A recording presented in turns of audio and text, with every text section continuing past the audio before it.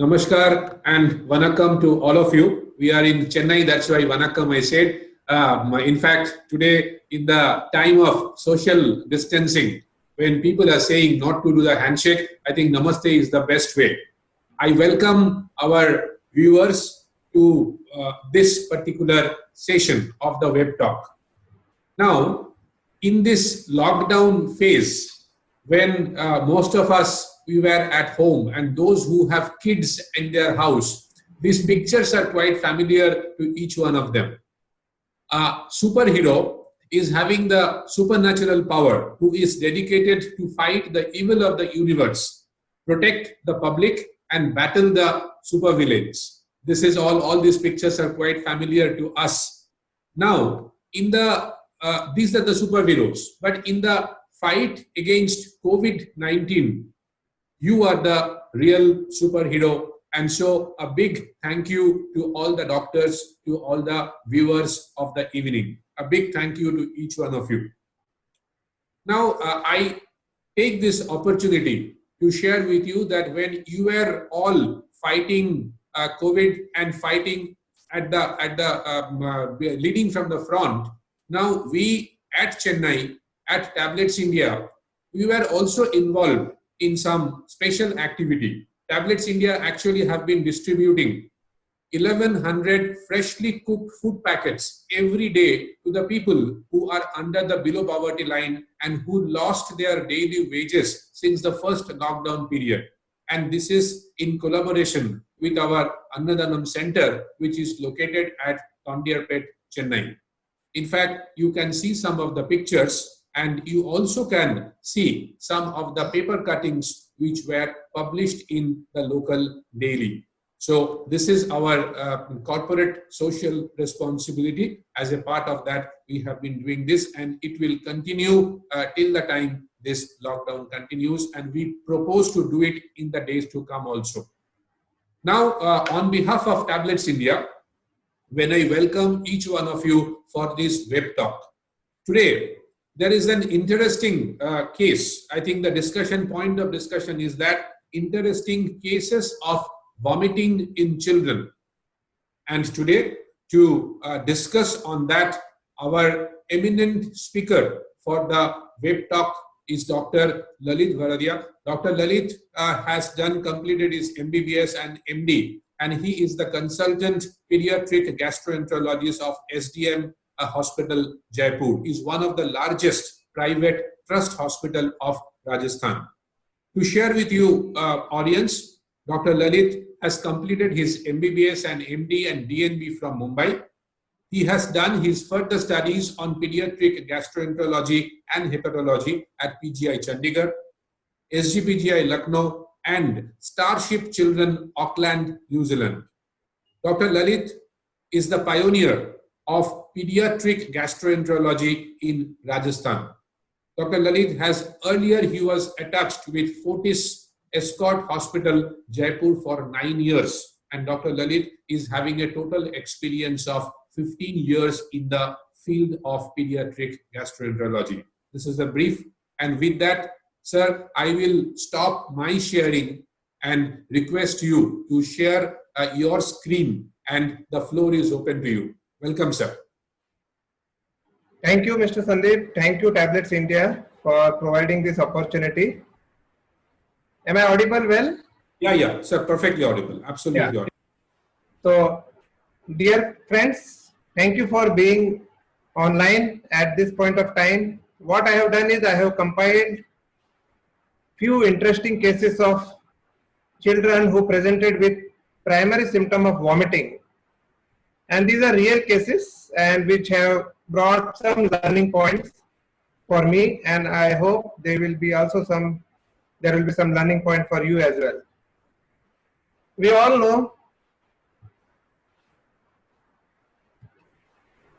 that vomiting is a symptom of a variety of ailments as innocuous as a gastroesophageal reflux, which we see day in and day out, or a upper respiratory infection. For a small child, any child has anything pathological, vomiting is almost first to come. On the other hand, it can be a harbinger of an underlying severe illness like a intracranial space occupying lesion or even an appendicitis. So when it comes to the first complaint of vomiting, a pediatrician is always alert as to what it could be the underlying cause. Let's start with the first case. A 2-month-old male baby presented with vomiting for last 15 days. So this child was all right till 1.5 months of age, and the vomiting has been described as non-bilious projectile, large volume, and what it contains is curdled milk. Now each point is important for us to really localize the site of pathology. That we call it as anatomical diagnosis. Before we go for the etiological diagnosis, we should make in our mind what is the anatomical diagnosis, where is the pathology. And the frequency was 10 to 12 times per day. Now this child on examination was dehydrated. Now we know that any child who is dehydrated cannot be a simple gastroesophageal reflux. Any child where the vomiting is projectile cannot be a simple benign GER. Now on examination, this child had a visible lump in upper abdomen and the gastric peristalsis was even visible. So this was a very straightforward. If you happen to see a child in maybe by the end of first month or in the second month of age, especially a male child with a non-bilious vomiting and dehydration or lump, we know that what investigation we have to ask is an ultrasound abdomen. Now the ultrasound abdomen in this child confirmed that the pyloric canal dimension was abnormal. The length was 24.7 millimeter and the width was 10 millimeter, which is much more than the accepted normal, and it is diagnostic of infantile hypertrophic pyloric stenosis. So whenever we are asking for an ultrasound in an infant where the primary symptom is vomiting, we should always mention that please mention the pyloric dimension. Unless you ask, no radiologist is going to give. Now this was a clear-cut diagnosis, and so projectile vomiting is basically defined, described in infants with pyloric stenosis, intracranial pathology, and in adults sometime in food poisoning. So this child was subjected to surgery, the Ramstedt procedure, and this is the treatment is only surgical. There is no role of endoscopic dilatation. Coming to the next child, again a 2-month-old child. Now he is 3-month-old child and vomiting for last 15 days. The description is more or less same as the first case. Non-bilious, projectile, large volume, curdled milk, 10 to 12 times per day. So something happened at 2.5 month age where the child started vomiting. And again this child was dehydrated. Now there was some lump visible and peristalsis as well. Now you would wonder, infantile hypertrophic pyloric stenosis with the onset at the age of 2.5 months, bit unusual, but still clinically the first possibility remains infantile hypertrophic pyloric stenosis. We asked for an ultrasound and that showed distended stomach, but the pyloric dimensions were normal. Now what it is? So stomach is distended, the vomiting is at the level of pylorus, the obstruction is at the level of pylorus. So it could be a pre-pyloric web, it could be a pyloric stenosis due to some other cause, it could be duodenal stenosis. All these pathologies in this area can present like this. And when the upper GI contrast thin barium meal was done, it showed, confirmed that the dye was not passing distally. So there was an obstruction at the level of pylorus. When you have this obstruction but pylorus is normal, this is not infantile hypertrophic pyloric stenosis, but in this age group, what has been classically described is Jodhpur disease. If you look in the literature, Jodhpur disease characteristically present in this way. What it is basically a primary acquired gastric outlet obstruction. We don't know what is the cause of it, hence we call it as primary, and it is believed that there is perhaps some localized pyloric neurotransmitter in coordination and the treatment is straightforward surgery. Coming to the next case. Now, in each case, if you have any query, I would request you to keep a note. You can put the questions in the Q&A or in the chat box, and at the end, we will be taking the questions. I'll be glad to take them. So the third case was a 6-month-old infant, and now this child has been described to have vomiting since birth. And the child is generally irritable. He is also not thriving very well. Now, any child who doesn't grow well, it is not gastroesophageal reflux. Now, this child was formula fed and there was no response to acid suppression. So, naturally, for a duration of this long, he received acid suppression where there was no response. And of late, he also had mild atopic eczema. While this was happening, the mother was trying with various prokinetics and acid suppression. One fine day, the vomit contained blood. So it was a kind of a very frightening scene. Mother rushed the baby to hospital, with the baby to hospital, and the child did have hemodynamic compromise as well. So after resuscitation, the child was given blood transfusion, and once stable, the child was underwent upper GI endoscopy. In the hemogram, only thing which could maybe slightly attract us was, apart from anemia, was a slight eosinophilia. But again, mild atopic eczema per se can have, but whether the atopic can be due to something else.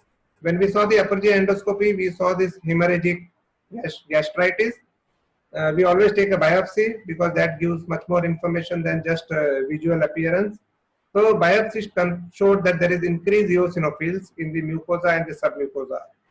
So when you have a picture like this in this age group, in the first year of life, where the child is exposed to bovine milk, non-human milk, very likely the possibility is cow's milk protein allergy. And he was started on milk and milk protein free diet, and a repeat endoscopy after a month had shown total resolution of the symptom. So cow's milk protein allergy can present not only as a lower GI bleed, but can also present as vomiting and then subsequently upper GI bleed as well. Coming to the next case is the 8-month-old baby with recurrent non-bilious vomiting since 6 months of age. Now the child was all right till 6 months of age, and then he started having non-bilious vomiting.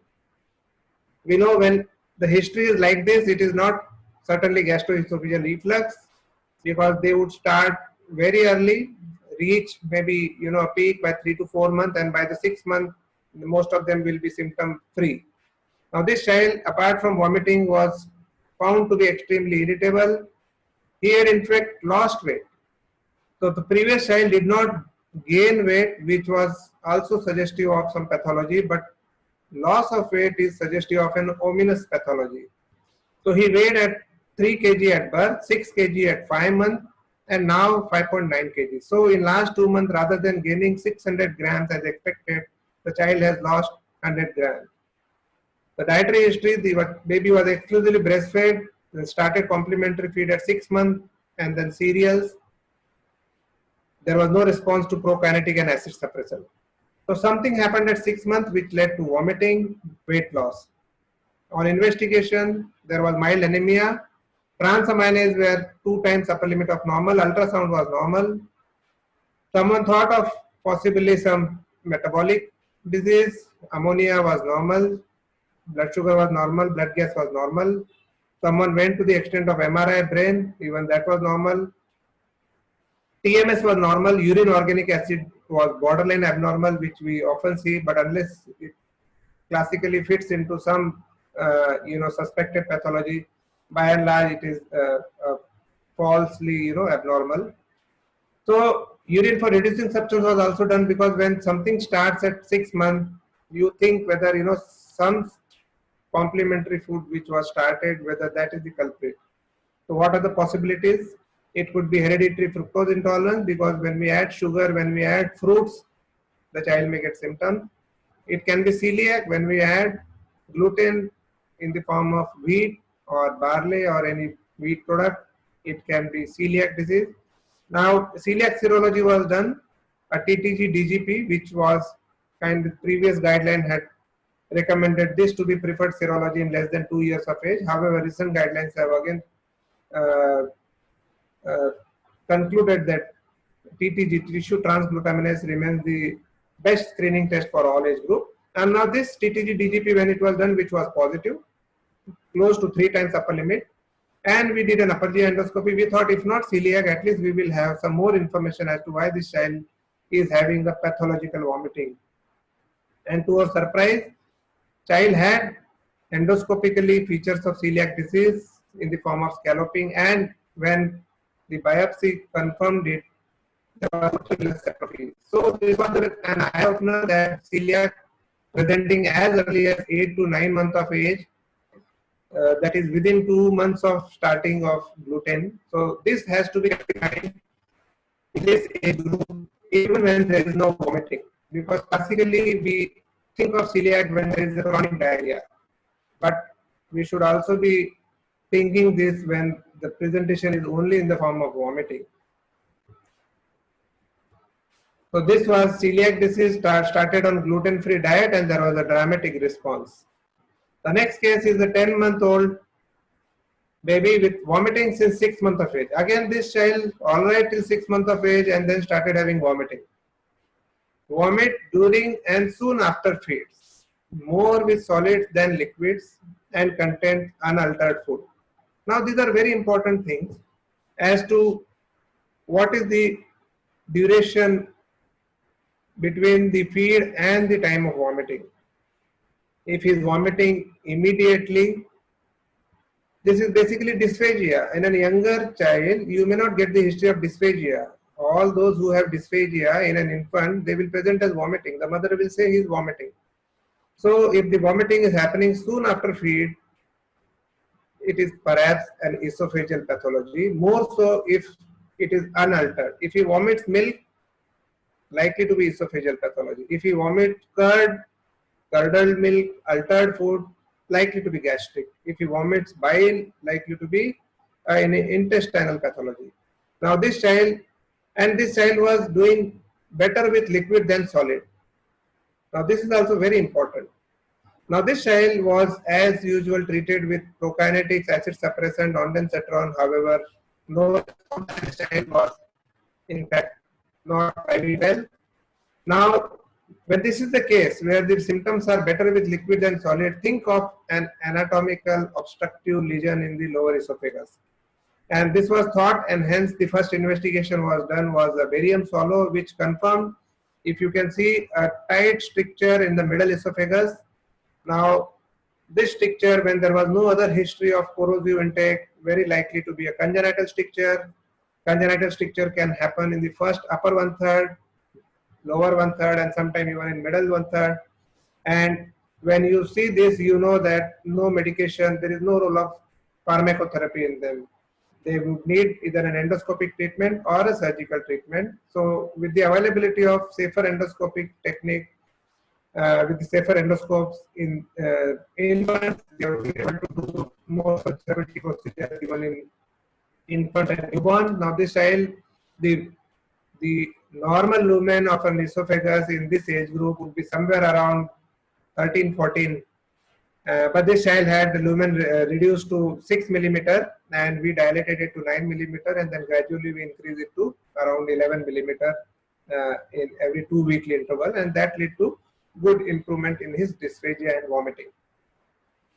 The next child was a very interesting child, 13-month-old, and his complaint was the vomiting was not the first complaint, but when he came to us, it was indeed vomiting. So his complaint was hoarseness of voice for 3 months, and it was attributed to viral laryngitis. You get URI, if there is change in voice, we attribute it to viral laryngitis. We reassure them, they go home. We assume that he will get better in 2 to 5 days, but this child hoarseness did not improve. Since he did not have any other issues, the family did not bother much. Then he started having vomiting. So after 2 months of symptoms of hoarseness, the child started having vomiting. So he was vomiting since last 1 month. And for last 15 days, his general condition was deteriorating. and he started with additional cough and breathlessness. And he would cough with every feed. So much so that he was hospitalized twice with the discharge diagnosis of bronchopneumonia. He received all forms of therapy for pneumonia, several X-rays, oxygen, nebulization, antibiotic, no improvement. So, because of the hoarseness, an ENT evaluation was done, which confirmed that there is indeed vocal cord palsy, where it was attributed to perhaps recurrent laryngeal nerve palsy. Now, when he was being evaluated for recurrent pneumonia due to recurrent laryngeal nerve palsy, perhaps due to recurrent aspiration, a CT chest was done. There was no doubt of any esophageal pathology till a CT scan was done, and when it was done, the CT radiologist said that perhaps there is some foreign body in the esophagus, and that is why when a referral was made to us, and so we did ask whether there is mother remember any foreign body ingestion. Mother said, yeah, but that was long back, 4 months ago. And I asked, what did you do? He said it was a Ludo dice. The child swallowed and mother could see in the throat. Mother tried to pull it back, but that was not successful. So she pushed it down and the child improved. So mother felt that was the end of it, but she did not remember having the child pass via the stool. So when we asked whether there was a history, then she realized, yeah, there was history. And so we did an upper GI endoscopy, and we were, kind of surprised to see a foreign body in the mid esophagus, almost totally obstructing the lumen. And so this was the blue dice. It was kind of a very difficult for us to remove because it had kind of, created its own cocoon in the mid esophagus and just refusing to move. And it was with very zigzag movements using a variety of endoscopic accessories. We could dislodge, disimpact, remove it. And since there was another recurrent palsy and vocal cord palsy, we did not want the child to aspirate further. So we put the child on nasogastric tube, and on the safer side, we kept the nasogastric tube for 6 weeks till the voice totally improved. That was a surrogate marker of improvement on the recurrent laryngeal nerve and vocal cord palsy. And after almost 2 weeks, we doubly checked with the dye study. There was no leak, there was no aspiration, and the child was Ryle's tube was removed and was started on oral feeding. The next child, the 15-month-old. So as we are going in our journey in the cases, the age you may experience that the age is increasing. Now this child also started having vomiting since past 6 months since the age of 6 months. So vomits more with solids than liquids. Again, if you look at this, more with solid than liquid, anatomical narrowing. Vomit sometimes food ingested 6 to 8 hours before. Can't be an esophageal pathology. Esophagus cannot accommodate food for such long. So it has to be a gastric cause. And non-bilious. So again, definitely a distal stomach pathology or a proximal duodenal pathology. And this child was poor weight gain. And there was no response to prokinetic acid suppressor. If you look at gastroesophageal reflux, they will tolerate solids better than liquids. But if you look, that is why we encourage thickening of feed. But if you look at the anatomical narrowing, liquids are better tolerated than solids. Having failed to pharmacotherapy, he was referred to us. We did a barium meal, and very interesting picture if you can see. The barium is seen in the stomach.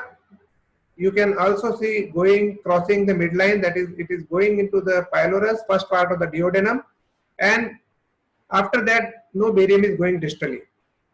And in this barium, you can see a lot of rounded filling defect. We were very curious as to what are these. So we did an upper GI endoscopy, and we discovered that there were almost 20 to 30 marbles. You know, the children play with marbles, transparent marbles. So we removed them, whatever we could, and then we went distally we confirm that there is indeed a tight stenosis in the duodenum. It was congenital duodenal stenosis. Now, this congenital duodenal stenosis, they characteristically present at around 1 to 1.5 years of age, because the stenosis allows liquid portion. So first 6 months there is no symptom, and the stomach is so capacious. So even if the solids, the child will have intermittent vomiting, but they will not have significant weight loss till the child, the demand increases and they are, not able to tolerate solids at all. So this led to diagnosis of congenital duodenal stenosis, and the treatment is clear-cut surgery. We do an endoscopy because sometimes there is a duodenal web. If there is a duodenal web, we can treat them endoscopically by dilating the web, tearing the web, and the child may not need surgery. But when we discover that it is not web, it is the muscular stenosis, they need a surgery. The surgery is the surgery of pyroplasty or gastroenteroscopy. Another case, 18 months with episodic vomiting for past 3 months. So any child who is having vomiting for, let's say, few months or a long duration, we have to make up our mind whether it is a chronic vomiting or an episodic vomiting. So that is very, very important. So we have to give some time, ask the mother whether he remains absolutely all right between the episodes of vomiting, and the episodes have a characteristic onset and an end. Then we call it as episodic vomiting. Whereas mother says if the vomiting have been practically on daily basis, so then it is a chronic vomiting. So this child had episodic vomiting, 3 episodes in last 3 months.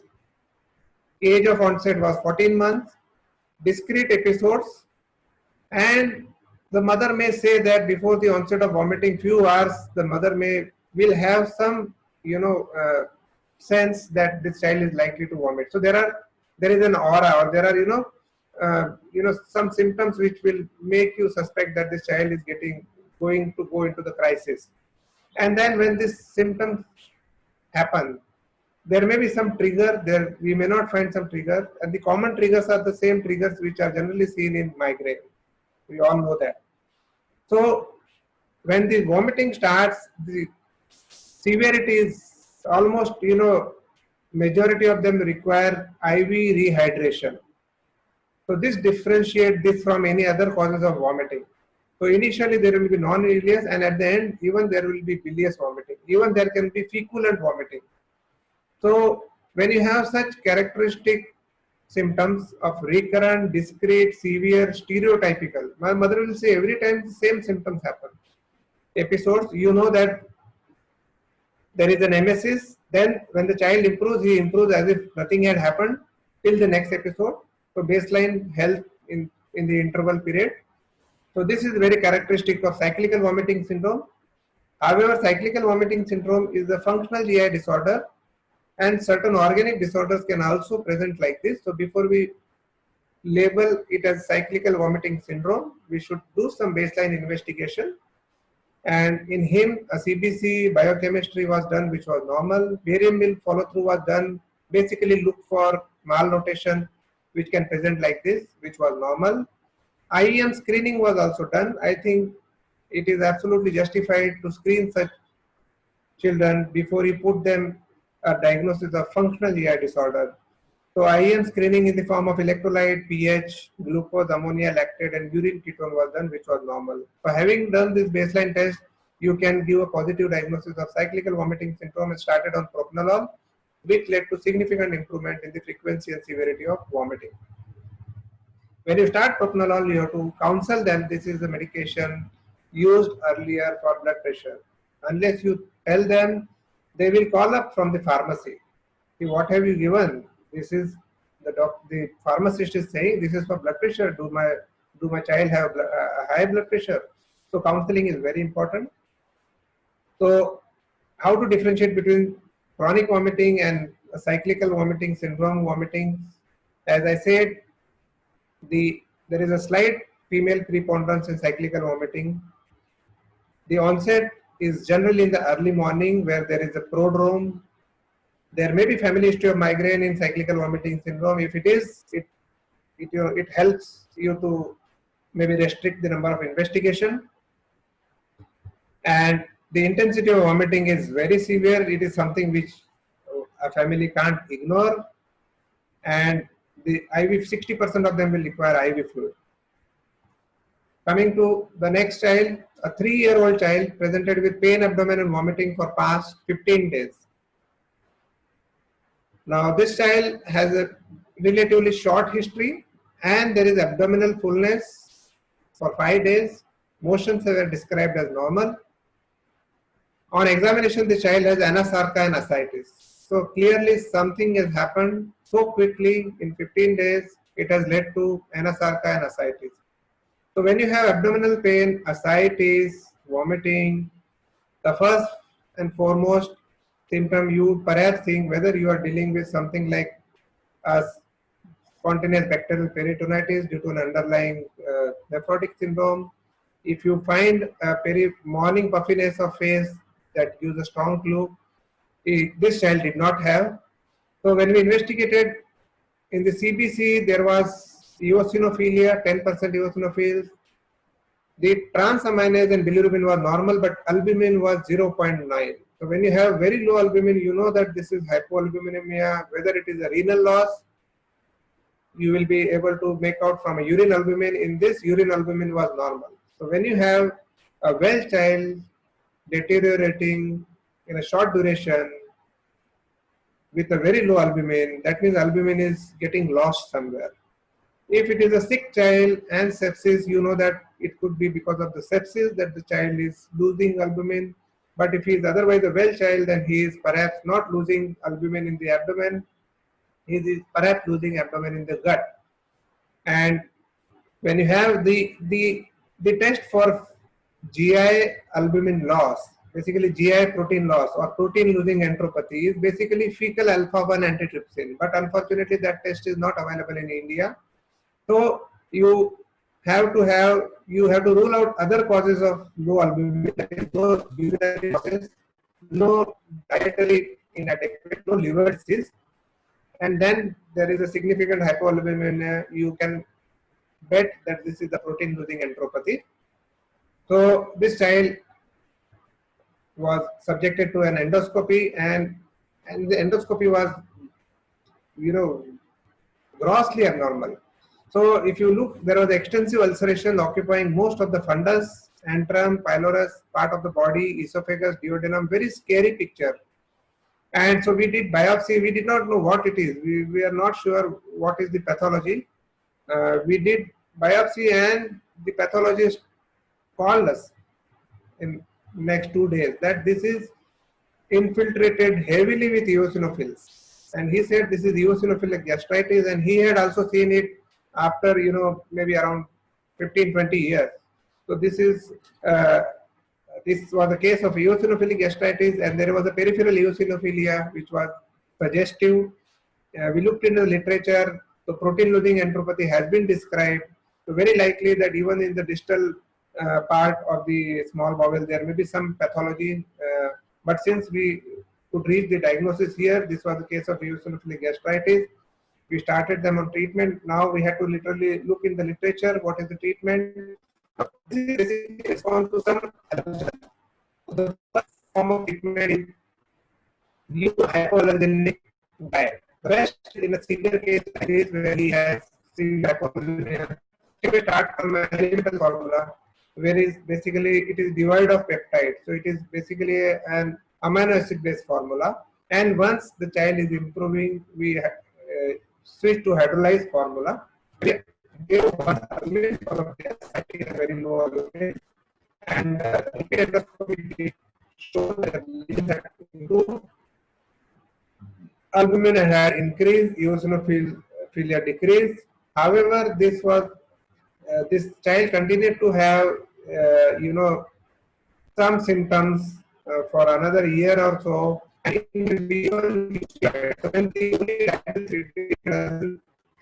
have to use this. So on a combination of hypoallergenic diet and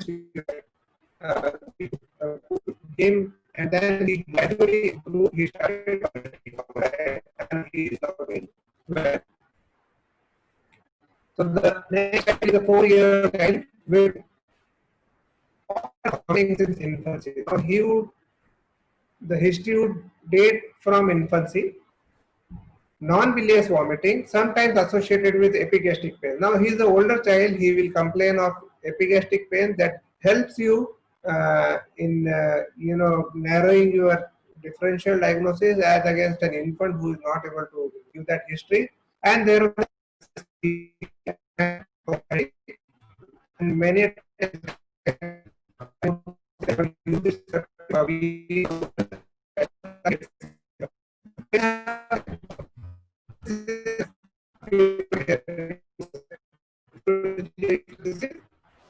he was slightly underweight and the erosions at the lower end of the esophagus, which is very characteristic of gastroesophageal reflux disease. So this was an erosive esophagitis. The biopsy confirmed that there are features of gastroesophagitis. But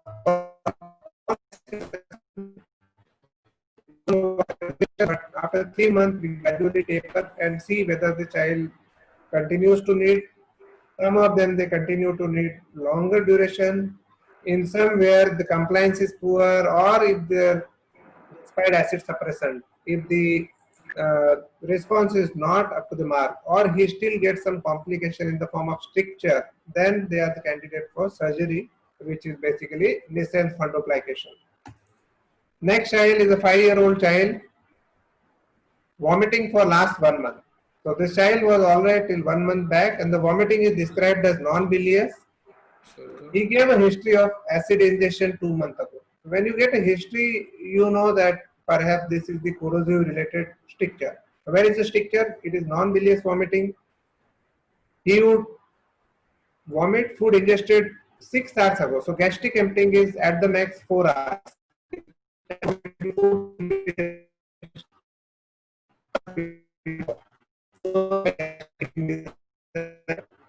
And he lost weight, rapidly lost weight from 14 to 11 kg. And this child on examination even had succussion splash. So you put a stethoscope on the left you can see gastric fluid. So this was a case of gastric outlet obstruction. And with this history of acid ingestion, it is very likely to be a acid-related pyloric stricture. He also had an upper GI contrast study done, which showed there was practically no contrast going beyond the pylorus.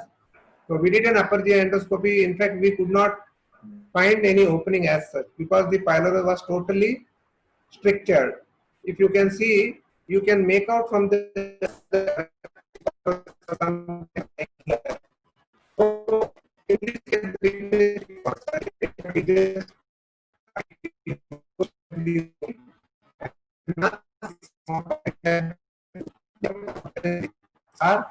and enter into the first part of duodenum, and then encouraged by that we put the balloon. This is CRE, it's basically controlled radial expansion balloon, where we dilate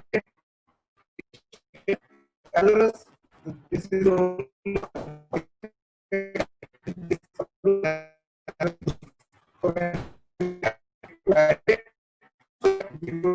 associate our endoscope also into the duodenum, and that was a very a satisfactory feeling any endoscopist would get. However, surgeons will not be happy, I am sure, with this. So this child was treated medically. However,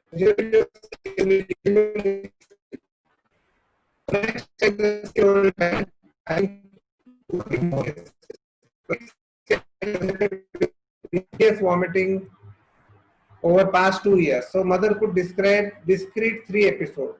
Twice required hospitalization and PPI. Now these 3 episodes were not very cyclical. So it is a pattern is more or less cyclical vomiting. However, for it to be cyclical vomiting syndrome, they are not very stereotyped. And ultrasound was done, which was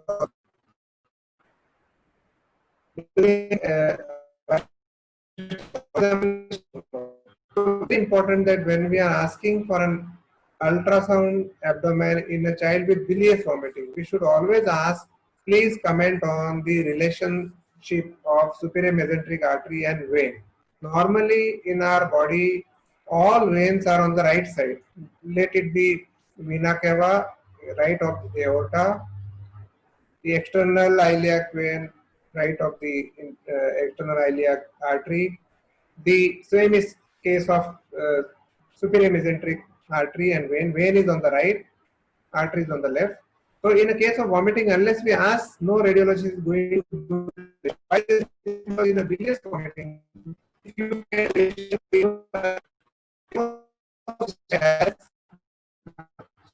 so to have this, you can be very sure. Sir, sorry to interrupt you. In between, your audio is getting a little crack. Okay. Yeah, I think there's some net connection issue. Yeah. Is it okay, or should I switch to the mobile audio? No, sir. Now it is okay, sir. Okay. Yeah. So in this bilious vomiting, we have been taught that this is always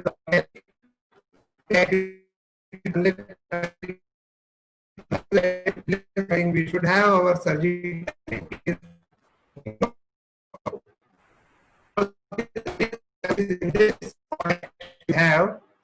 So on the left side, you can see a barium will follow through where the duodenum is distended. If you can see my arrow, and then jejunum normally goes on the left. It starts in the left. It occupies in the left side of the abdomen. But here you can see the duodenum. After the duodenum is open right half of the abdomen. So this is the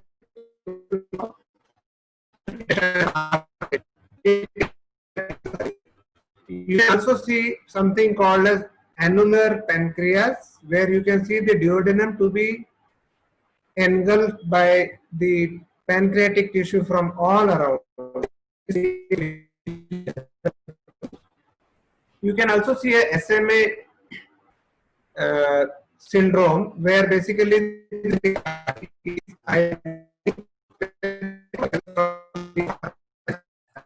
generally adolescent population where there is rapid weight loss. So whether it is the effect of vomiting or the cause of vomiting, it is still debated. But when there is a rapid weight loss and there is a bilious vomiting, one pathogenesis is superior mesenteric artery syndrome. So malrotation of gut, annular pancreas, SMA syndrome, and they need primarily a surgical approach. In SMA syndrome, you can go for nutritional rehabilitation.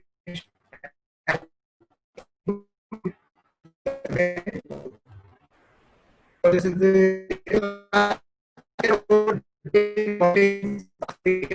and symptoms are better tolerated with solid than liquid. Now this is something different than what we have seen. So this is something which we see in gastroesophageal reflux disease.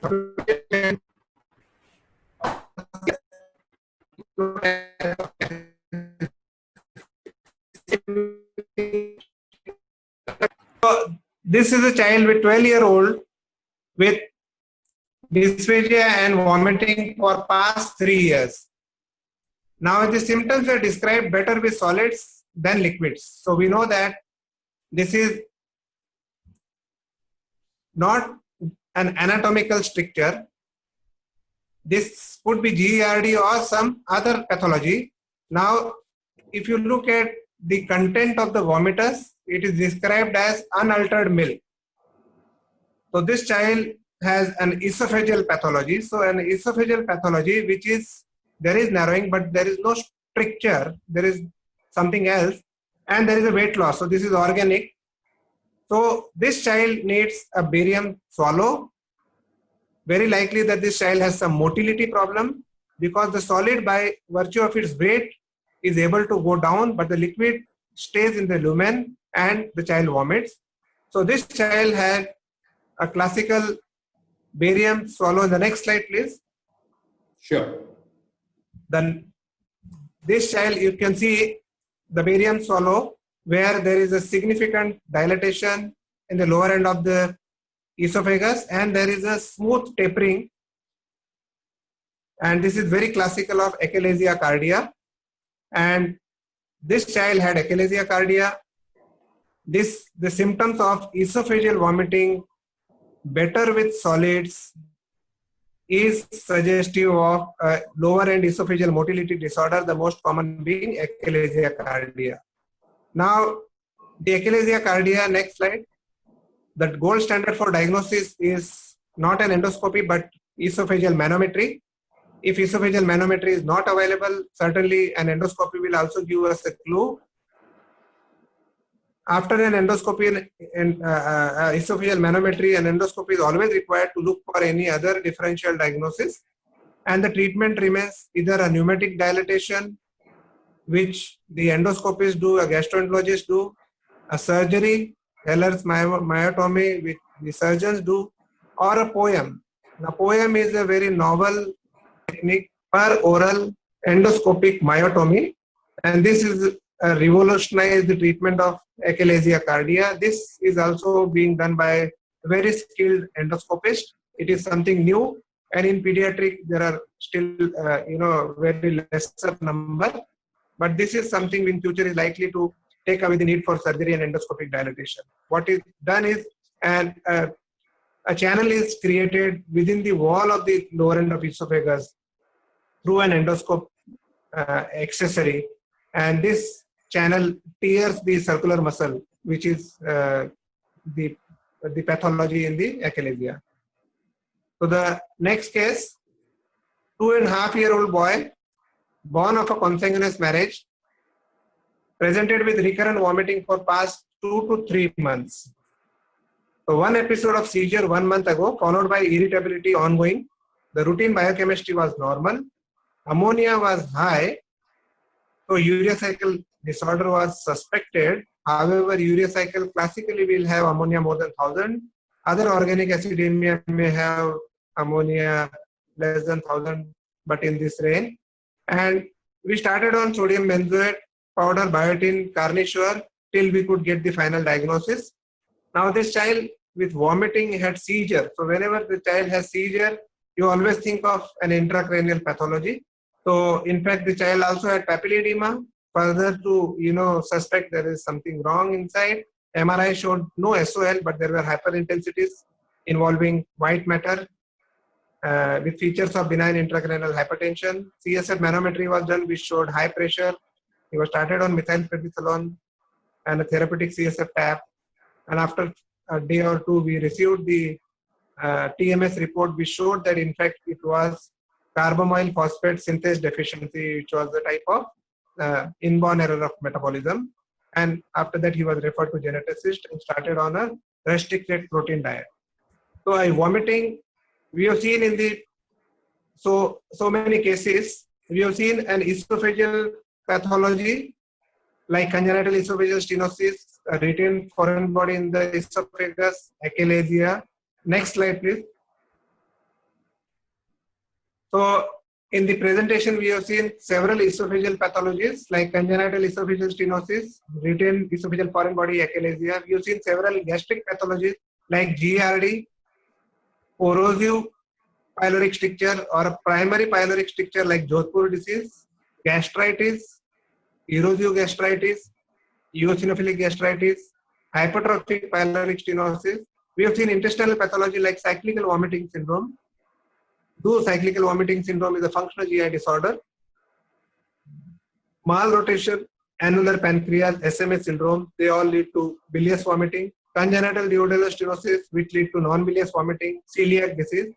And also we have seen a non-GI cause like a urea cycle defect, CPS deficiency. With this, I have prepared some algorithm for you to dissect at the level of history and broadly come to an anatomical diagnosis. Once you know what is the anatomical diagnosis, you will able to, focus the investigation to minimum to reach the final diagnosis, etiological diagnosis. So an esophageal vomiting where the food is unaltered, if the symptoms are better with solid, think of achalasia.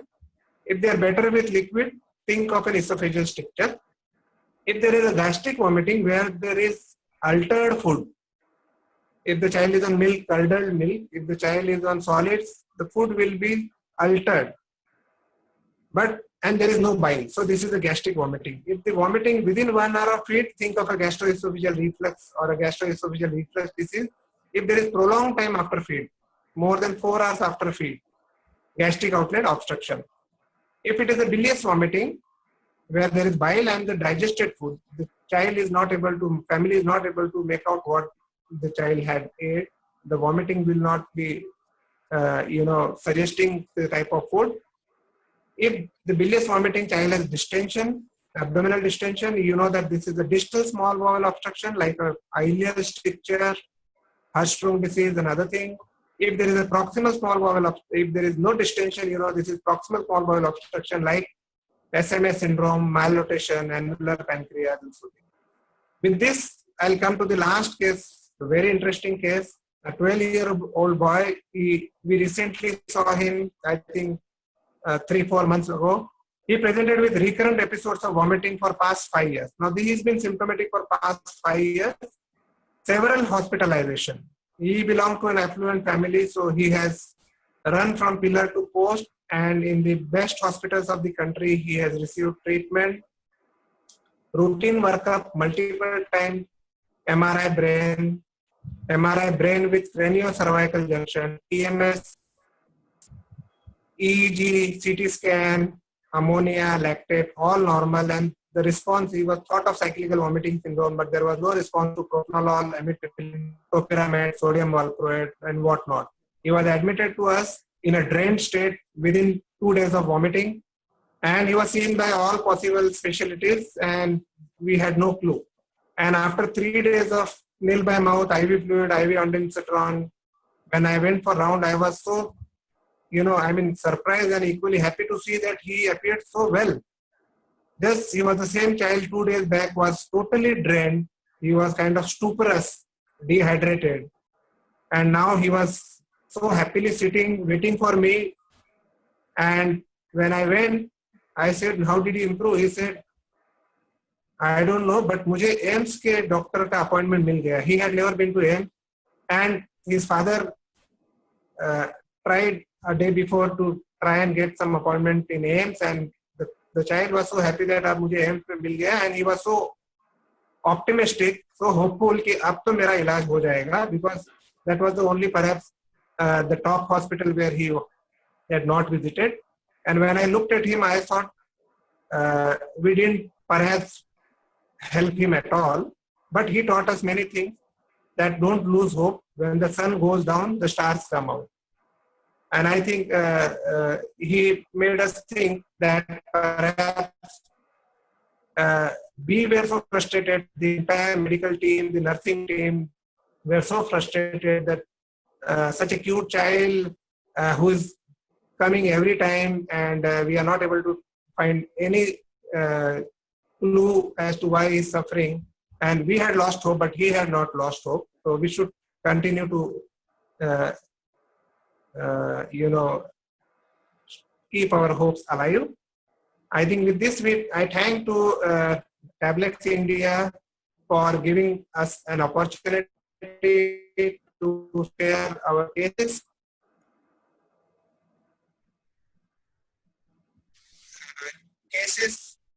Some questions where we will discuss and learn from each other. Thank you. Sir, we will go to the, I will share the screen where I would request the audience. You can see the screen, sir? Okay. Yeah. Now, I will go to the next part. That is the question answer session. I would request the audience, I think in this QA part, if you put your question, right, that Dr. Lalit will address to that. Now, sir, one point was there that for the last case, what was the follow-up that was made? The follow-up of the last case.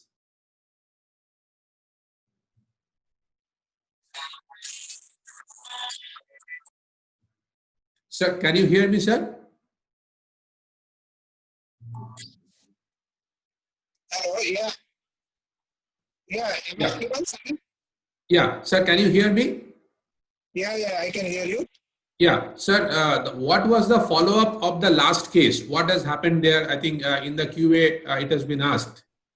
I think this is very interesting. I would admit that I have not called the child on follow-up. Though I think most of the things were done, and he perhaps had a difficult cyclical vomiting syndrome, where he would perhaps respond to one of the medications which are under trial. But yeah, I have not called the child, so I really don't know the follow-up as to what is happening with him at the moment. Okay. And sir, all these cases that are being reported, it is over a period of how many years? So these are all cases over a period of, I think, 6 to 7 years that I have compiled them. Okay. And sir, which prokinetic was used in the different age group? So the prokinetics, if you look at the guidelines, the prokinetics have a very limited role as far as the gastroesophageal reflux disease is considered. Having said that, we still use them in several cases. So the prokinetics which we prefer in the first half of infancy, of course after 1 month, is erythromycin. And then the second half of infancy and then a subsequent age group, the domperidone, which are relatively safer. And in the older age group, we have also used the mosapride and etopride. And in the adolescent and beyond that, where we have required to use, we have also used ecosiamide. These are the several prokinetics we have. Sir, one question from that. What is the drug of choice in GERD in infancy? Okay, so GERD, once you have proven, so if the symptoms are significant or if there is erosion, then certainly proton pump inhibitor are preferred over F2 receptor blocker. So the treatment of choice is the proton pump inhibitor. Now, when you talk of infancy, it is only the esomeprazole which is recommended in infancy. So PPI in infancy for GERD, when the symptoms are significant or there are erosion, it is esomeprazole. If the symptoms are mild, if there is no erosion, one can use ranitidine. Okay. And sir, if there are cases of acute gastroenteritis, is there any role of probiotic there?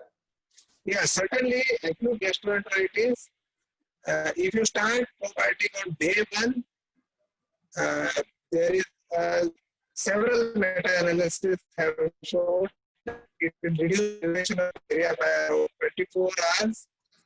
The response is better if it is a viral diarrhea. The response is better if it is a proven probiotic, Lactobacillus GT, Lactomyces boulardii, where there are meta-analyses much more than the others, and they have been definitely shown to reduce the duration of diarrhea by 1 day. Right. Sir, with this, 1 minute. Yeah. Sir, how long the PPIs are given in GERD in children? Yes. So if it is a proven GERD, then the recommendation is that we give it for around 3 months. If there is an erosive esophagitis, we have a sense that these are going to need it even longer. So you, after 3 months, when you taper, if the symptoms recur, we may have to give it a little longer. There are people in the West who believe that erosive esophagitis once is erosive esophagitis forever, because they believe that medication are not going to change the lower esophageal sphincter dysmotility, and the moment you stop, the dysmotility is always there, and the acid production, once it increases, it will again lead to erosion. But when you are not done an endoscopy, the symptoms are mild, we give a trial of PPI for around 2 to 4 weeks to see if there is some improvement. This is especially true in an older child, where you are giving as a diagnostic challenge, we give it for 2 to 4 weeks, but when you are using as a therapy in a human, we give it for 3 weeks. Right. And so one question from Dr. Mahesh is that what is the percentage of celiac disease in less than 1 year? Yeah, so less than 1 year, definitely if you look at the common causes of diarrhea. So if you look at diarrhea, which is the commonest symptom of celiac disease, and less than 1 year, there is a study from SGPGI which has shown that cow's milk protein allergy is more common than celiac in less than 1 year. But when you go to less than 2 years, celiac disease becomes slightly more common than cow's milk protein allergy. And if you go beyond 2 years, certainly celiac disease becomes much more common. So in less than 1 year, if it is a northern part of the country, I would say celiac disease can still be considered as a differential, whether there is diarrhea or vomiting or not. Any child who has symptom onset after the age of infancy, and he may have either distension or vomiting or diarrhea with anemia, and is failure to thrive, celiac should obviously be considered as one differential, especially in the North Indian world. People generally make a mistake that he is just 1 year, he is just 9 months, how can he be celiac? And that leads to a delayed diagnosis. Okay. Sir, Dr. Narendra Singh is asking that some children have intentional psychological vomiting with no cause. How to manage that? Yeah, so certainly those who have a strong psychological component, they are better treated with medication by a psychiatrist, because we will have, we will be able to handle those medication only with a certain degree of, confidence, because there are several newer medications are coming in the field of psychiatry, which pediatrician or a pediatric gastroenterologist certainly cannot keep ourselves updated, because many of them also have significant side effects. So I think when there is a significant psychiatric component, when there is a significant effect, the family is significantly disturbed, the quality of life is very poor, we tend to involve a psychiatrist with or without psychologist. That helps to help the family better. It also shares our burden, because we have also focused on several other cases. Okay. So one question is there that how to differentiate between GERD cough with postnasal drip cough in the elderly children. So post-nasal drip, sometime we will be able to see an objective, drip by a direct examination of the throat. Sometime we will be able to see. Otherwise, I think both will have symptoms of throat clearing. Some have normal sensation in the throat. Some will have, both may have symptoms more in the worse in the night, in the sleep time, lying position. The other will be if you are inspection, if you are not able to see anything, then a trial of acid suppressant is something which will help you to differentiate. Right, and Dr. Pankaj is asking that, sir, what is the commonality or common presentation between the celiac disease, constipation, or diarrhea in that? Yeah, so certainly diarrhea still remains to be the most common GI manifestation of celiac disease. Earlier, what was called as the classical presentation, where it was diarrhea, distension, short stature, and anemia. Classical and non-classical. Now and then they were revised into typical and atypical. But now, even there will be, like earlier, there were only 15% of the cases without any, with atypical symptoms, with no diarrhea. But now we are seeing increased proportion of children with even no GI symptoms, so non-GI manifestation. Because of the awareness of celiac disease, various other specialties are able to pick up.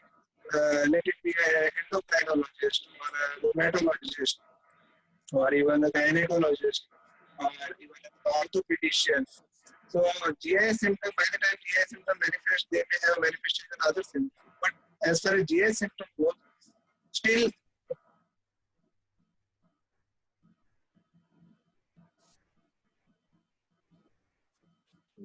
Yeah, sir, the last question, I think Dr. Mahesh, he is asking that available options of the different probiotic, which one you feel is better as on date?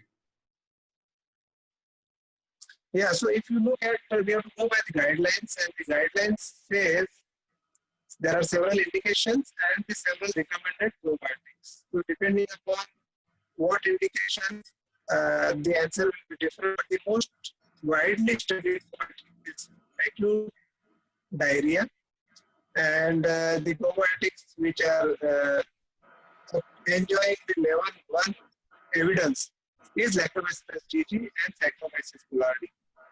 And if you look at several other causes like antibiotic associated diarrhea, even these molecules enjoy the level 1 evidence. If you look for infantile colic, Lactobacillus reuteri enjoys the level 1 evidence. If you look at irritable bowel syndrome or IBD, then the combination probiotic, this is the only area where combination probiotic, where there are different 8 strains, enjoys the superior position followed by Lactobacillus GG. So depending upon the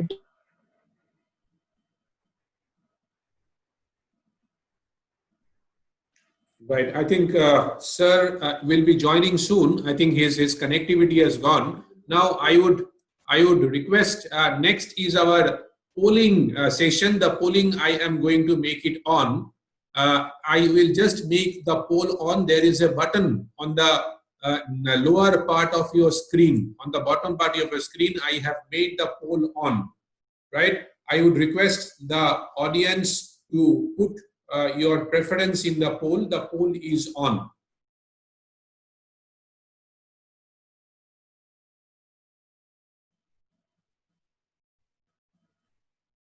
Yeah, if you click on the poll button, you can click on the poll.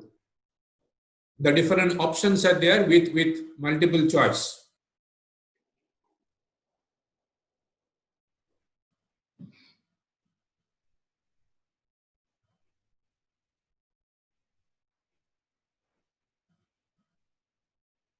Yeah, now we find the audience is putting their poll. I think it is getting automatically updated. Maybe in another 20 seconds from now, I will publish the result of this poll. Yeah, already 40% have participated. Right. With this, I will end the poll result also. I am ending the poll and I will share the results of the poll, which says that around 74% of the audience feels that the session is very good, session is excellent. Around 21% feel it is good. And all of them, whosoever have joined, they feel that this web talk has been really helpful in their clinical practice. With this, I will go to the last part of our slide. I must thank Dr. Lalit Baradia for his excellent presentation of the different case studies. We at Tablets India really value your time. We hope that this web talk will certainly add more value to your clinical practice. We are completely dedicated to serve you more efficiently and look forward to your continued support in the days to come. Right? With that, I sincerely thank, on behalf of Tablets India, I sincerely thank Dr. Lalit and the audience whosoever have joined here today. Right? Thank you so much. Thank you for your valuable time. Thank you. Good night.